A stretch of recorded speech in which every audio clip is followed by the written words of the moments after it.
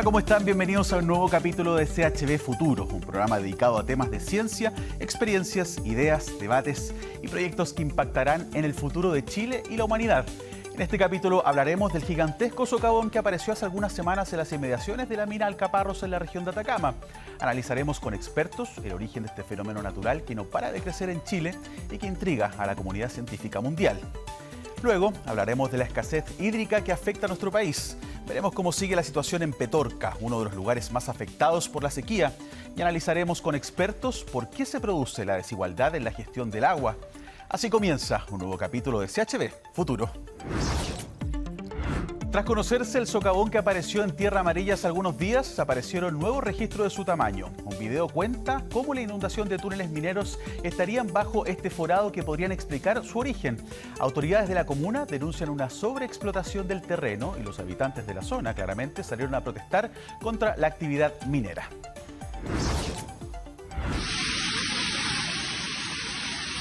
Esto es lo que estaría pasando a 137 metros bajo el socavón que apareció en Tierra Amarilla en el terreno de la mina Alcaparros hace unos días atrás.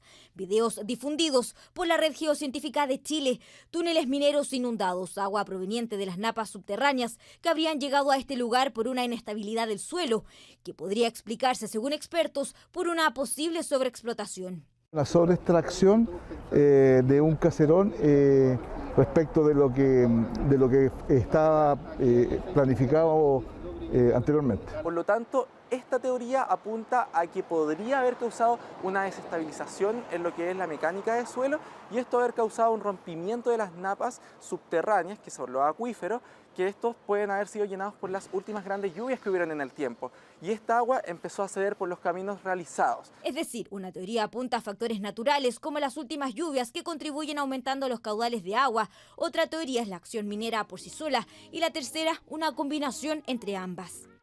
Nosotros todavía no somos capaces de llegar a una conclusión respecto de por qué ocurrió este evento. Lo que queremos es que se pueda fiscalizar a todas las demás mineras aquí de Tierra Amarilla para saber en qué otro lugar hay de este tipo de caserones, en qué otros lugares no ha habido la correcta fiscalización, que no debemos esperar a que ocurra una tragedia para recién tomar carta en el asunto. Sin embargo, acá surge una nueva polémica, pues desde la minera aseguran que todo estaba en conocimiento de las autoridades. El afloramiento de agua en la mina lo reportamos oportunamente a la SMA y hemos ido actualizando la información cada vez que ha sido necesario.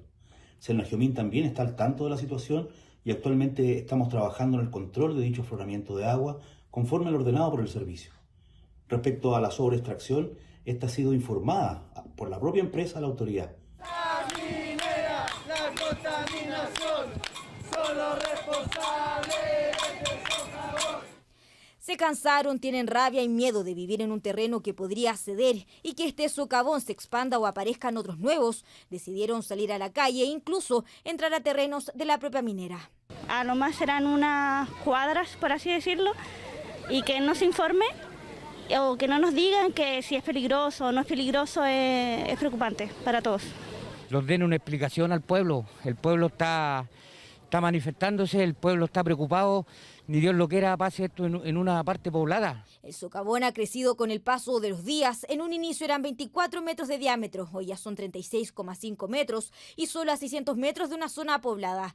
Por eso expertos piden un ordenamiento territorial, más aún cuando Tierra Amarilla es una de las 3 comunas que no tiene plan regulador en la región de Atacama. El ordenamiento territorial es como una decisión de planificar el territorio de un país de una manera que use toda la información, en este caso, bueno, en Chile, la información geológica, y según eso asentarnos en las actividades, digamos, en este caso industriales, como sería la minería, pero también las de vivienda.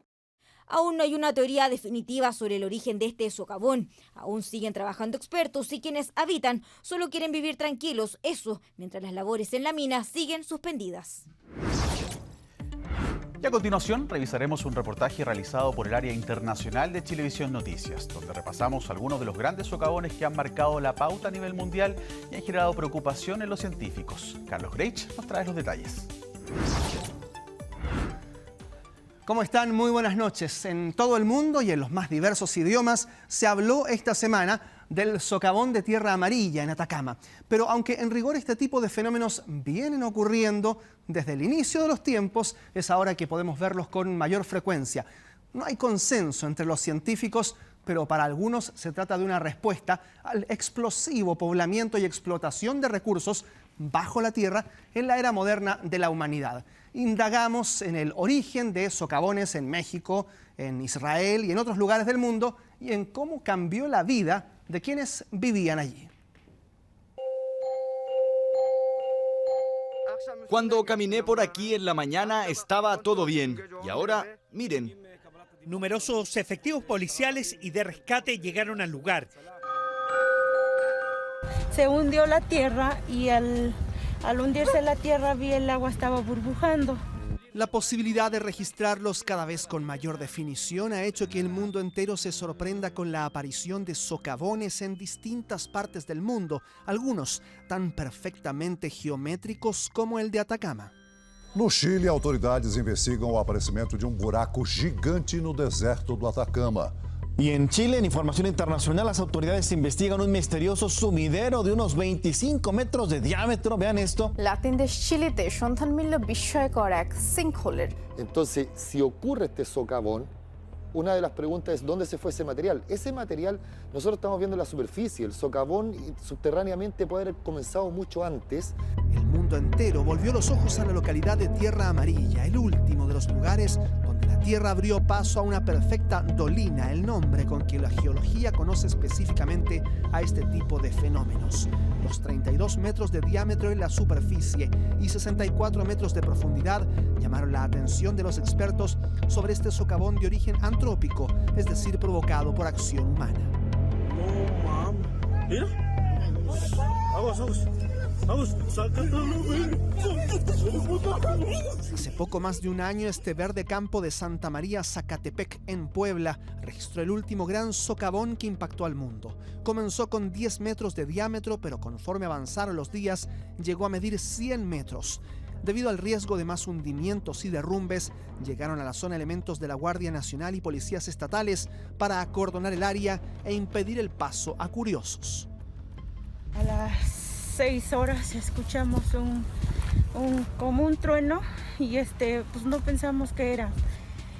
Ya que se da cuenta mi suegro, dice, ¿qué pasó ahí? Le digo, pues quién sabe, me voy acercando a verlo. Sí vi ahora sí que vi que se hundió la tierra y al hundirse la tierra vi el agua estaba burbujando. Los turistas comenzaron a llegar por cientos durante semanas. Una vez estabilizadas sus dimensiones y tras arrasar con una casa cercana, el interés turístico se redujo. La verdad sí, ya quedó al olvido porque pues ya no vienen las personas. Pues de hecho de muchos lados, de todo el estado, bueno, todo el país de la República, de todos los estados.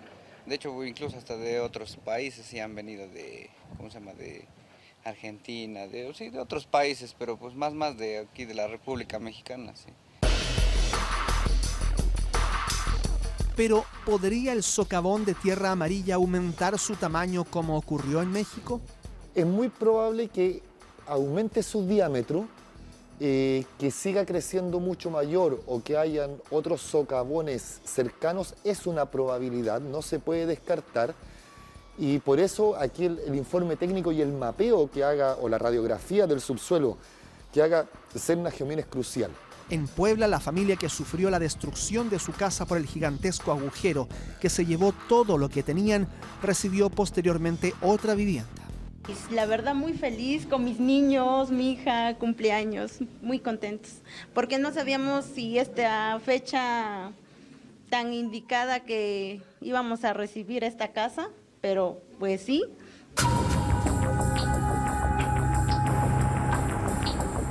Otros socavones en el mundo tienen origen natural, es decir, no provocados directamente por el hombre. Estos gigantescos agujeros en el Mar Muerto entre Israel y Cisjordania, aseguran los expertos, comenzaron a evidenciarse por el nivel del agua que comenzó a bajar producto de la sequía. Cerramos una de las playas en Ein Gedi, por ejemplo, e hicimos un nuevo camino para cruzar el área de los socavones. Inestabilidad en el terreno y zonas que tenían más abundancia de agua y hoy día tienen menos producto del cambio climático son propensas que puedan ocurrir también. Fenómenos que también se registran en zonas urbanas, muy cerca del Mar Muerto. En Jerusalén, en junio de 2021, este socavón se tragó varios automóviles en el estacionamiento de un hospital. Acordonamos el área, la aislamos, comenzamos a bajar a la gente para escanear el sumidero y asegurarnos de que no hubiese personas dentro del estacionamiento.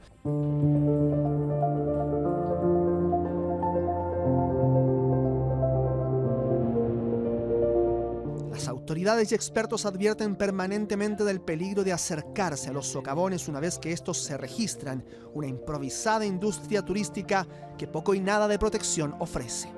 Es súper peligroso, la recomendación aquí es una zona de exclusión en todo sentido, no tan solo para la gente que va a mirar, sino que los vehículos o frente a la incertidumbre, donde todavía no está el estudio técnico detallado. Métodos geofísicos, estudios de agua y diversos análisis que en Israel, en Noruega, Guatemala y decenas de locaciones han durado meses antes de conocer más detalles del por qué la Tierra se abrió paso de esta forma, un proceso que en Tierra Amarilla recién está comenzando.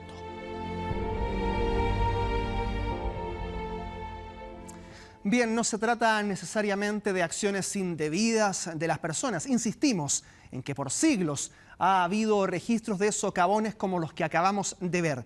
Pero lo más importante sigue siendo que las construcciones o instalaciones de los poblamientos humanos tengan la necesaria consideración de la geología y otras ciencias que se ocupan de ver la capacidad que tiene el suelo de resistirlas. La idea es que estos fenómenos no pongan en riesgo a los habitantes. Hay más noticias a continuación. Que estén bien. Buenas noches. Ahí veamos el reportaje del área internacional de Chilevisión Noticias, y para conocer cómo se producen los socavones y cuáles son las condiciones climáticas que favorecen su aparición, tomamos contacto con Cristóbal Ramírez de Arellano, que es director de la Escuela de Geología de la Universidad Andrés Bello, doctor en Geociencia y Medio Ambiente. ¿Cómo estás, Cristóbal? Bienvenido a CHB Futuro. Hola, buenos días, muchas gracias. Aquí estamos muy bien. Bueno, lo primero, yo me imagino que todos nos explicamos o nos preguntamos o tratamos de buscar respuestas a por qué ocurren los socavones y si son tan comunes en nuestro país, al menos porque en el mundo veíamos ahí, según el reportaje, que han aparecido en el último tiempo algunos casos, pero acá en Chile, en un sector como el norte, no lo habíamos visto hasta ahora. Bueno, efectivamente no son tan comunes como en otros países y en ese sentido hay que entender, como decía ahí en la nota, que se pueden producir por causas naturales y artificiales. Y acá, si me permiten, me gustaría expresar una opinión al respecto sobre lo que significa el término artificial. Dice, producido por el hombre y no por la naturaleza. Ahora, eso, a lo que apuntamos en el futuro como científico y como sociedad, es entender que el ser humano es parte de la naturaleza y por tanto tenemos que convivir con este tipo como muchos otros eventos sísmicos, etc. Entonces es importante entender por qué se generan y cómo se pueden prevenir o mitigar los riesgos. Ahora, particularmente lo que ocurrió en Tierra Amarilla, ¿por qué se da la sensación de que a días de haber aparecido este tamaño creció? ¿Es verdad o no? Porque había cierta polémica en torno a que algunos decían que no había crecido, otros decían que sí había evidencia de que su tamaño va aumentando, sobre todo considerando que está a 600 metros de un sector residencial. Sí, bueno, viendo la forma que tiene, es normal que así ocurra, que siga creciendo, porque actualmente tiene unas paredes verticales que son inestables, ¿cierto? En la naturaleza, lo que observamos como geólogos, el paisaje siempre tiende a un equilibrio, y ese equilibrio es cuando algo es perfectamente plano. Es lo que vemos en las playas, por ejemplo, cuando los niños juegan con la arena, hacen galerías, laberintos bajo la arena, en algún momento eso termina colapsando. Y va a empezar con un pequeño orificio que luego se va agrandando, y a veces cuando, no sé, si construye un castillo de arena, esas laderas de la barrera del castillo se van haciendo cada vez más horizontales. Eso es lo que normalmente ocurre en la naturaleza a distintas escalas de tiempo. Por lo tanto, este orificio va a seguir agrandando hasta que el hueco que hay abajo se colmate y las laderas. Eso es algo que no podemos decir en cuánto tiempo va a ocurrir, pero que sí va a seguir ocurriendo.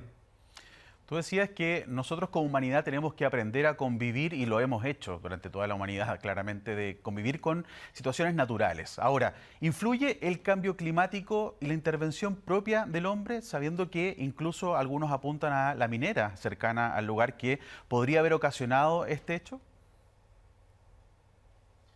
Es difícil decir que esto está relacionado con el cambio climático, porque cuando se habla de cambio climático, los científicos lo estudiamos a una escala de varios años, decenas y cientos de años. Por lo tanto, asociar eventos específicos como este, o como las lluvias que ocurrieron en alguna fecha específica, no podemos decir está directamente o no relacionado con el cambio climático.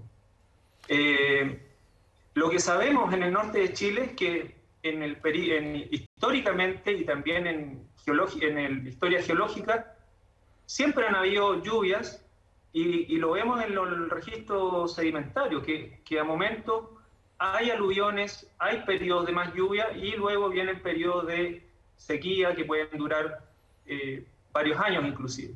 Pero no es algo excepcional, entonces no podemos decir que este año sí ha sido más lluvioso que el anterior o menos lluvioso está relacionado al cambio climático. Es una periodicidad que normalmente ocurre. Entonces, como digo, el cambio climático no es a mayor escala las observaciones que se hacen científicamente. Hace un tiempo... Ahora, perdón, continúa. Sí. No, el hecho de que esté o no relacionado con las labores mineras, efectivamente es un punto interesante. Hay que entender que también se cruzan condiciones naturales con la intervención del hombre. En lo natural hay ciertos tipos de rocas o de suelos que tienen ciertos minerales como calcita, yeso, carbonato y en general, que se disuelven más fácilmente que otros con el agua. Entonces, como es una zona relativamente seca, ese evento, cuando hay agua, tienden a disolverse más de esos minerales, por lo tanto pierde el sustento, o sea, el suelo o la roca. Y eso probablemente la relación, el aspecto natural del entorno que se cruza acá con las labores mineras que hay en el sector. Ahora, lo que te comentaba es que hace un tiempo en el sur de nuestro país vimos la presencia de tornados. Ahora este invierno la nieve apareció en lugares que nunca había nevado anteriormente. Ahora, este socavón aparece en el norte del país. ¿Qué podría pasar en los próximos meses? ¿Tendríamos que poner más ojo las autoridades, los científicos, en algunas zonas de nuestro país donde podría este fenómeno repetirse, dado que aparentemente estamos siendo testigos de cambios en todo ámbito, climatológicos por supuesto, y considerando el tipo de terreno que hay en nuestro país, que es bastante diverso, ¿habría que poner más ojo en otras zonas del país? Lo importante es aprender de estos eventos y ahí quiero destacar la labor de Serna-Geomín, que ellos son los encargados de ver qué ocurrió, por qué ocurrió, y de esa manera poder prevenir que vuelva a ocurrir en este sector, que como les decía, tiene ciertas condiciones por los tipos de roca, los tipos de suelo, y adelantarse, ¿cierto? No podemos decir que van a dejar de ocurrir, no podemos decir también cuando se dice nunca ha ocurrido, eso la verdad es que no lo sabemos. Y en general lo que vemos como geólogos es que siempre los eventos que ocurren en la actualidad han ocurrido también en otros momentos del pasado geológico. Entonces, decir que nunca ha ocurrido y que esto es completamente nuevo no es tan así. Y como les decía, lo importante es aprender de esto para poder predecir y, como les decía al principio de la nota, poder prevenir posibles riesgos. Te agradecemos, Cristóbal Ramírez, por este contacto, por esta advertencia que tú nos haces y esta conciencia que tenemos que tener en torno a esta materia. Hablamos prontamente y, bueno, un gusto poder compartir contigo en este espacio. Hasta pronto. Muchas gracias, igualmente. Que esté muy bien. Regresamos a CHV Futuro para hablar ahora de los alimentos, porque la Corporación de la Carne busca prohibir que se llame carne a alimentos de origen vegetal. Usted ya habrá escuchado de lo que es la carne de soya, por ejemplo. Eso porque según ellos se han aprovechado de este concepto para obtener más ventas. Este mercado hoy se defiende, ya que con los años ha ganado miles de seguidores. Salchicha, churrasco, chorizo. A la vista son fácilmente identificables y quizás podría pensar que son de origen animal, pero ninguno de estos productos lo son. Por el contrario, la mayoría son veganos. ¿Tendrían que llamarse entonces de otra forma?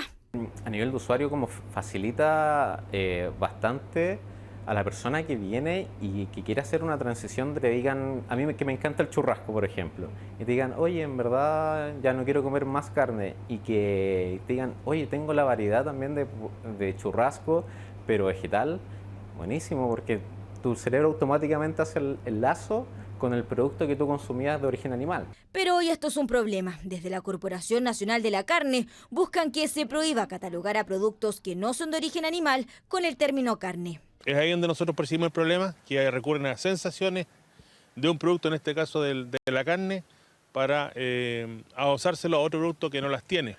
Así como también pasó una vez con la leche de origen vegetal, esta vez se vuelve a tomar la discusión con la carne como centro en la Comisión de Agricultura, donde se debate incorporar al Código Sanitario la definición de carne que se entendería como la parte comestible de los músculos de los animales, además de establecer la prohibición de denominar a cualquier otro producto que no sea de origen animal. La verdad es que ha habido un engaño flagrante al consumidor ofreciendo como carne, entre comillas, productos que no son carne. Carne de soya, carne de lentejas, carne de distintos orígenes deben llamarse como deben llamarse y no cambiándoles los nombres para disfrazar y poder atraer a los clientes. Esto es una iniciativa que da respuesta a otras modificaciones que se han hecho a nivel mundial, en caso de países europeos, en los cuales la hamburguesa sigue siendo de carne y no estas cosas, estos batidos, y la salchicha sigue siendo de carne y no estos batidos también. Pero la batalla no será fácil. El mercado de productos en base a proteínas vegetales es cada vez más creciente y la variedad sorprende. Albóndigas en base a hongos, sí, las hay. Y mucha gente empieza a venir sin saber mucho que existen estos alimentos. La misma tecnología ha permitido que los mismos proveedores vayan probando, vayan viendo otras formas de cocina que al final todo viene de las plantas. Incluso proponen productos con sabor a carne animal, pero que es vegetal, para aquellas personas que por razones de salud o conciencia con el medio ambiente quieren dejarla, pero sin dejar el sabor. Tú pones hamburguesa sucedánea de carne, que se entiende, y en la parte de adelante generalmente dice plant-based, proteína vegetal, 100% vegano. O sea, el consumidor, tú no lo estás engañando, porque claramente dice que es un producto que usa proteína vegetal versus proteína animal. Ahora, ¿quién ganará esta nueva batalla? Eso aún está por verse. Lo que sí es seguro que al menos hay productos para todos los gustos. Y ahora les contaremos algo que sucede con uno de los pulmones verdes de nuestra capital, porque más de 3.500 árboles están apodridos en la comuna de Providencia y podrían significar un peligro para quienes transitan por donde están ubicados. Junto a un ecotomógrafo se pudo determinar el estado de los árboles gracias a un censo que determina su estado y que en un 6% del total están enfermos y tienen que ser renovados. Seguramente este momento es el que queda en la memoria por siempre. Las primeras ecografías que dan señales de cómo está su bebé. Hoy casi de la misma forma se hace en árboles. Queremos lo mismo, queremos ver cómo está el interior del árbol.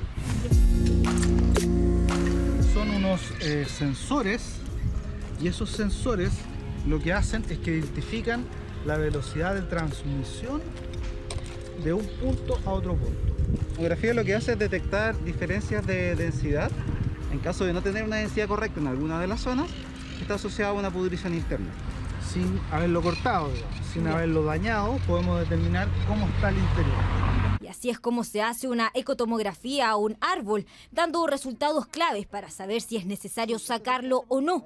Mire este ejemplo. Observar ahí en color verde es madera en buen estado. ¿Ya? Y la coloración amarilla o naranja es madera que tiene una menor densidad.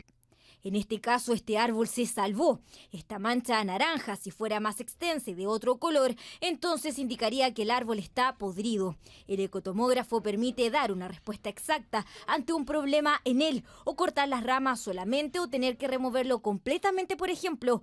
Por fuera puede parecer árboles en buen estado, lindo, que da sombra y decora, pero por dentro puede ser un peligro. Aquí vemos que le falta parte del tronco y está hueco. Está hueco. Está hueco, ¿ves? Entonces estos árboles se llaman acer o acer negundo y eran árboles de pantano. ¿Y este se podría caer solo por efecto de lluvia? Hoy día no se va a caer en forma inmediata, pero sí hay que hacer la renovación. Así es como hoy se está realizando un censo del estado de los árboles en la comuna de Providencia, donde 3.500 especies, que corresponden al 6% del total de los árboles en la comuna, están podridos y se reemplazarán. No se trata de algo estético solamente, sino que es más que peligroso. Ya pasó con muertos por caídas en árboles en repetidas situaciones en diferentes partes del país. Y más que echarle un poco la culpa a las condiciones climáticas, que obviamente afectan, yo le echaría un poco también la culpa a la forma que los cuidamos. Me topo con camiones incluso de compañías eléctricas, etcétera, con gente realmente mutilando a los pobres árboles, los cuales quedan muy afectados y desde esa mutilación muchas veces los mismos árboles absorben enfermedades. Se trata de cualquier árbol. Expertos señalan que lo principal es cuidar cómo se planificó la ciudad con estos árboles, los mismos que ayudan a fijar el CO2 y crear ambientes de grata temperatura en una ciudad que cada vez les deja menos espacio. Y de los árboles pasamos a conversar ahora sobre el agua, porque en la localidad de Petorca, uno de los lugares más afectados por la sequía, constatamos la existencia de una tubería de agua subterránea privada que fue financiada con dinero público para beneficiar a unos pocos agricultores, mientras otros, a pocos metros, intentan subsistir con 40 litros de agua al día entregados a través de camiones aljibes. ¿Escasez hídrica o desigualdad en la gestión del agua? El reportaje es de Daniela Peratini y Nicolás Mijovilovich. Durante años se ha hablado de la mega sequía y la escasez del agua.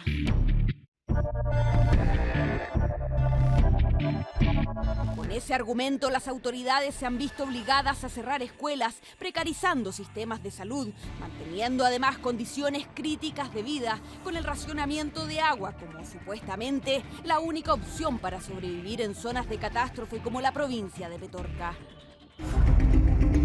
Se habla tanto de la escasez hídrica en la zona que de inmediato nos llama la atención mientras este verano recorríamos el extinto río La Ligua, una moderna tubería instalada en plena cuenca que transporta abundante agua las 24 horas.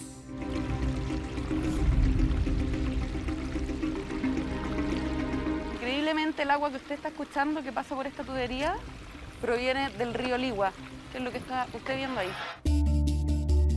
Durante días recorrimos distintos rincones de la provincia de Petorca. Fuimos testigos de la desigualdad y el negocio en la distribución del agua. Miles de millones de pesos de la gobernación que se pagan a agricultores y dueños de camiones aljibes que comercializan a los habitantes el agua que insólitamente extraen en la misma provincia de Petorca que se encuentra bajo sequía. Molesta un segundito. No es que no existe agua en la provincia de Petorca, significa que está mal distribuida. Tuberías privadas financiadas con dinero de todos los chilenos que benefician a medianos y grandes agricultores que riegan cientos de hectáreas de paltos y mantienen tranques llenos de agua, mientras otros a pocos metros viven con apenas 40 litros diarios y algunos ni siquiera eso. Es como ir 2 o 3 veces al baño y como decir justito, ¿sí me entiendes? ¿Tirar la cadena 3 veces? Sí. Ese es el día. Sí. ¿Tú puedes sí. ir al día 3 veces? O sea, como mucho, como restringiéndote. Hay que restringirse ir al baño.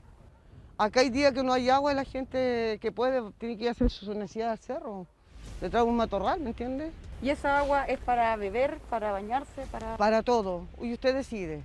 Yo tuve que decidir un tiempo atrás porque mi pelo era más largo, cortármelo. Cortarme el pelo. Ya, cortarme el pelo porque no hay agua, ¿con qué me lo lavo el pelo? Pero si es que los camiones aljibes que comercializan el agua la extraen desde la misma provincia de Petorca y el Estado financia a privados para ejecutar obras como esta moderna tubería, capaz de extraer tanta agua como para proveer para el consumo a toda la población de la zona, ¿realmente hay escasez de agua o es que simplemente la desidia y la falta de voluntad política es la que no resuelve el problema que afecta a miles de hogares?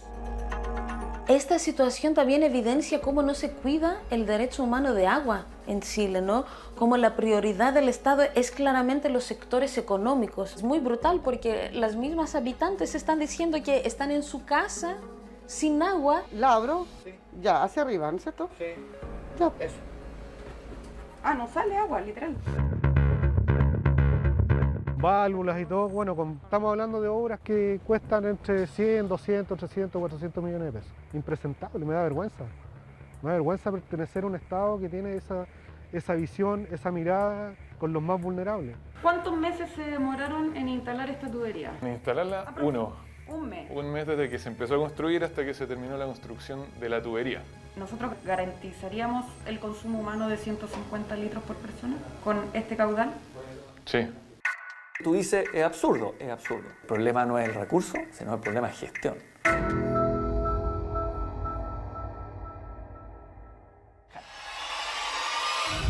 En la provincia de Petorca no cuesta mucho encontrar a personas para quienes el agua no solo es un bien escaso, sino más bien un lujo al que es casi imposible de acceder.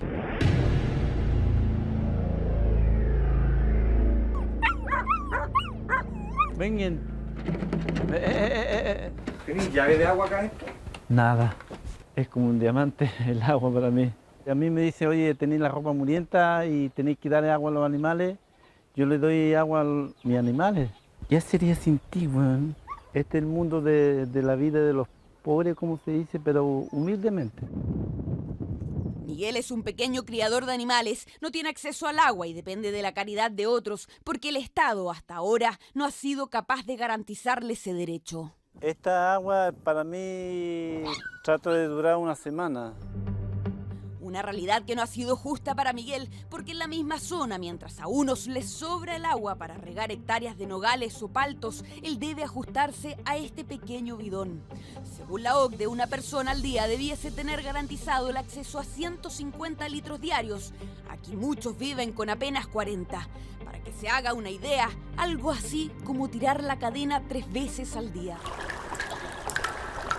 Es una situación que es realmente dramática en este sentido, porque los habitantes pueden ver las laderas de los cerros enverdeciendo a lo largo de los años y ellos y ellas mismas se están quedando sin agua. Entonces es una realidad esta desigualdad, es una realidad esta injusticia.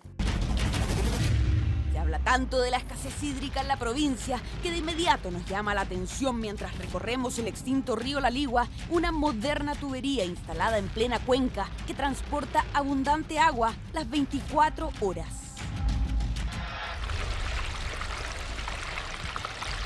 Increíblemente el agua que usted está escuchando que pasa por esta tubería proviene del río Ligua, que es lo que está usted viendo ahí. Esta es la caja del río Ligua. Aquí hay un pozo profundo. Desde allá siguen inyectando esa tubería para llevar el agua a los cerros, a los gigantes. Y estas tuberías, para tener una tubería de esta, usted tiene que tener mucha plata igual. Cantidad y cantidad de agua. Y las 24 horas. A nosotros se nos prohíbe, porque a nosotros se nos restringe, ¿me entiendes? La extracción proviene directamente de las aguas subterráneas del río. Quisimos saber quiénes eran sus beneficiarios, porque claramente una inversión estatal como esta permitiría a las localidades abastecerse de agua sin problemas, al menos para el consumo. Para esto, rabia, impotencia, asco, porque no puede ser que esta gente se quede con todo el agua y nosotros la estamos pasando muy mal. Oiga, consultita, ¿sabe usted a dónde van las cañerías que están ahí? ¿A dónde van? De los parceleros, sitios. Eso no debería estar permitido. Si ya tenemos agotada la cuenca desde el año 96 en Petorca, 97 en La Ligua, eso es una falta de respeto enorme. Bueno, llevamos caminando como más o menos 1,5 kilómetros y llegamos a una de las llaves que va supuestamente a una parcela privada Y que de hecho, asómate por acá, se puede ver que precisamente para el riego. No, claramente sigue mucho más allá. Toman el agua subterránea del río La Ligua, que ya está completamente seco, para alimentar parcelas que son completamente privadas, alimentando paltos mientras la ciudadanía está sin agua. Por allá sale ahí y viene por dentro. ¿Y eso quién lo puso? ¿Como vecino? No, los parceleros y los sitios. Los álamos de ahí, pues tienen varias parcelas, buenas grandotas. La familia Álamos es parte del gran empresariado de la zona. Están organizados en una comunidad denominada el Canal del Medio. Son cerca de 30 pequeños, medianos y grandes agricultores que se adjudicaron un millonario proyecto para instalar esta moderna tubería. ¿Quién autoriza eso? Las autoridades. Y es un problema. Chile es el único país en el mundo que se cometen atrocidades como, por ejemplo, desviar la totalidad de un río. Por eso estamos como estamos. ¿Quién es el gran responsable de todo esto? No son los agricultores ni los grandes empresarios, es el Estado que no hizo estudios y simplemente sobreotorgó las cuencas.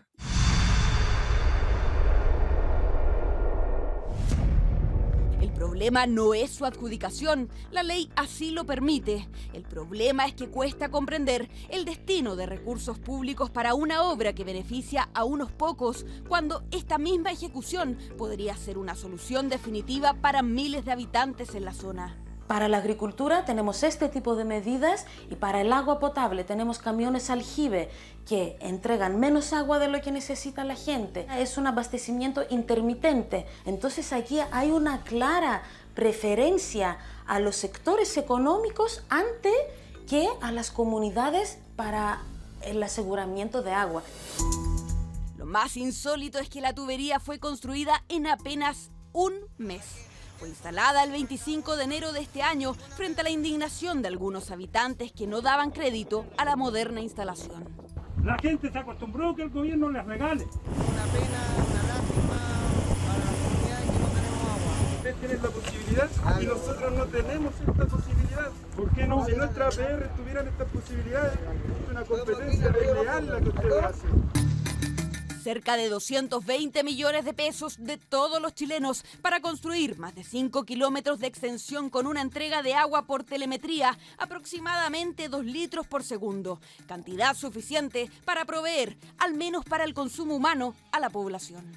Lanzan el concurso, nosotros postulamos, dijimos, oye, queremos postular esta solución de fondos públicos y bueno, postulamos y salió seleccionado nuestro proyecto. Pero ¿cómo se explica que además con fondos del Estado una tubería privada funcione en un mes y la comunidad que es para consumo humano no funciona? Ese es el problema. ¿Es así de dramático? Es así. Los pozos de la solución definitiva de los dos valles, del de Petorca y el de Cabildo, hace 2 años ya estaban construidos, aportando litros suficientes para todo el valle. 2 años. Ahora están recién conectándolo.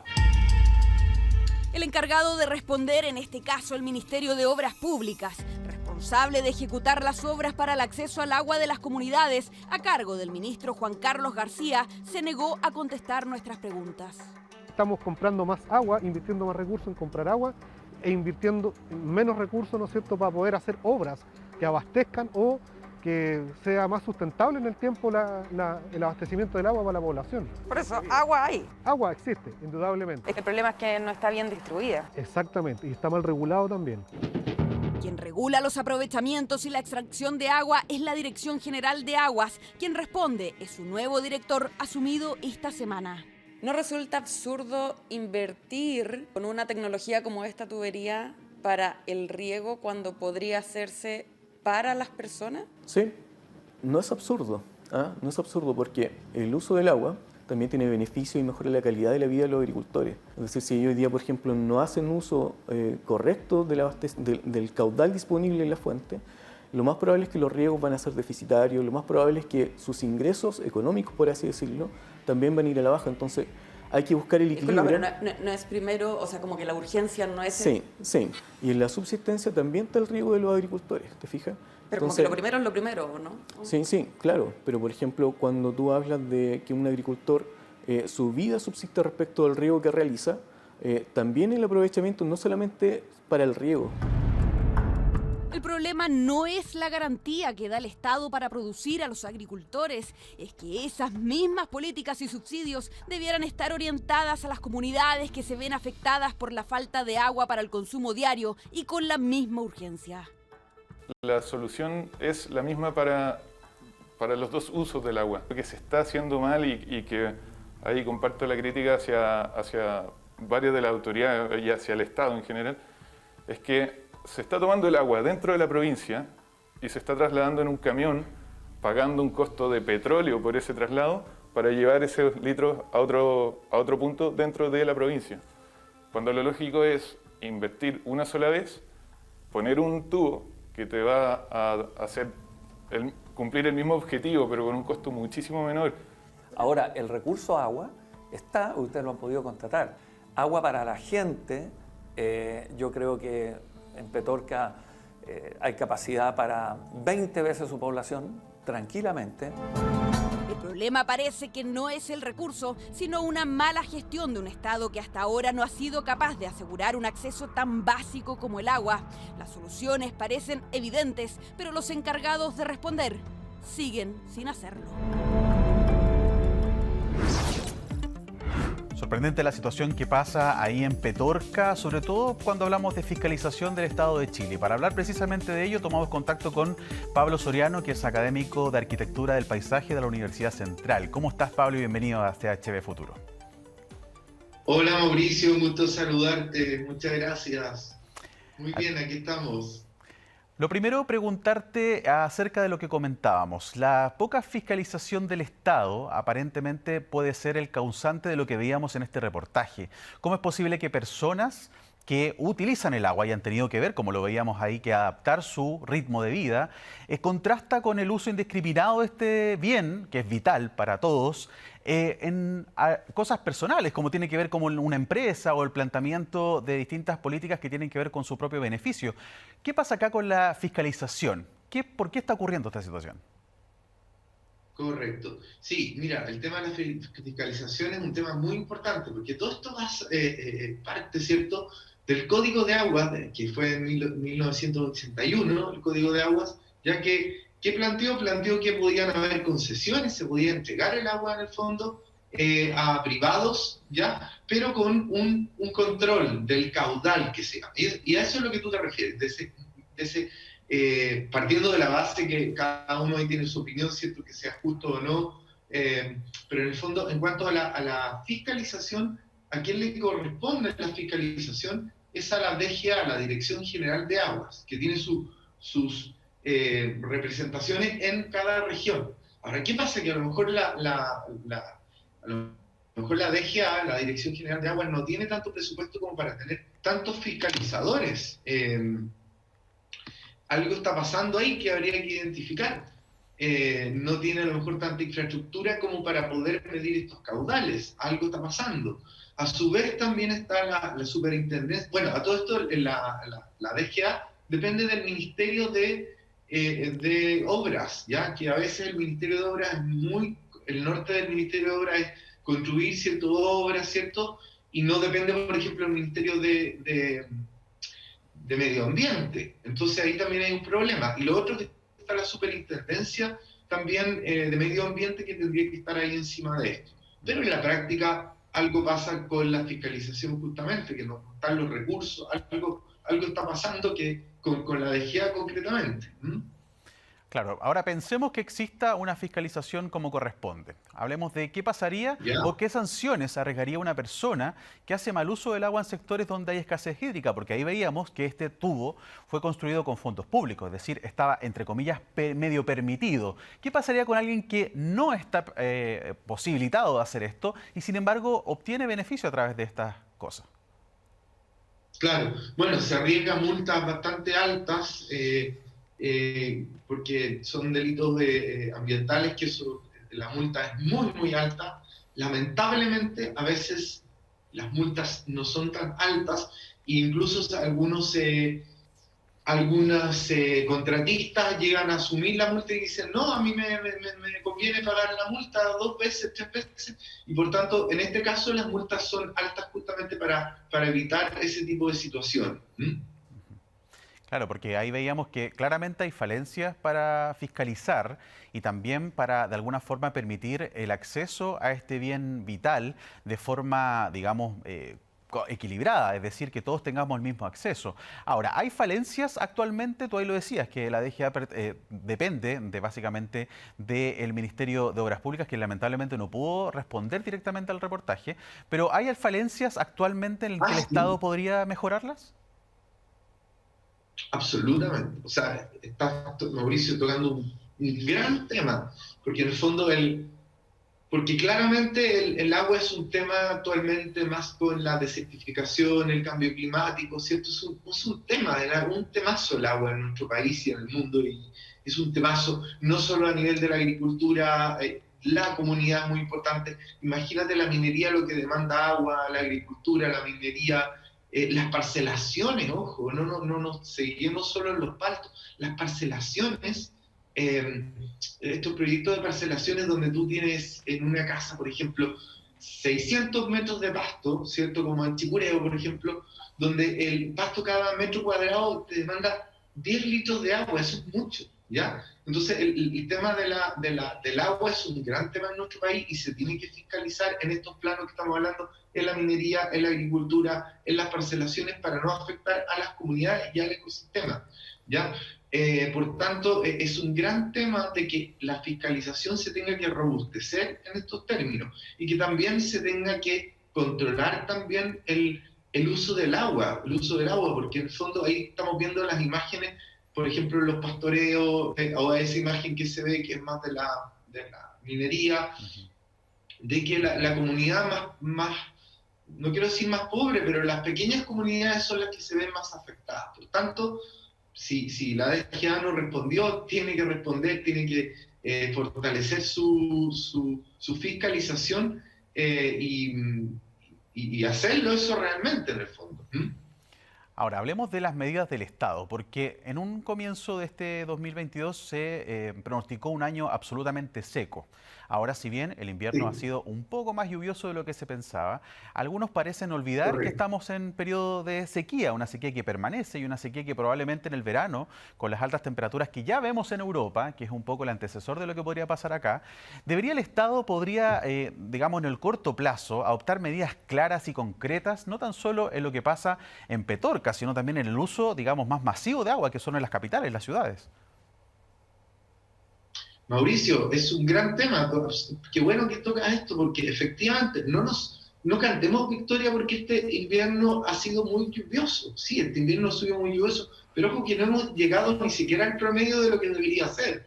Uno es eso. Dos, tenemos una deuda, pero tremenda de todos estos años, que ha hecho que los ecosistemas estén muy secos. Y lo otro, lo que tú dices, los referentes de Europa, que como el cambio climático exacerba mucho los frentes y se viene un frente de mucho calor en el verano. Por tanto, efectivamente, lo que tendría que hacer el gobierno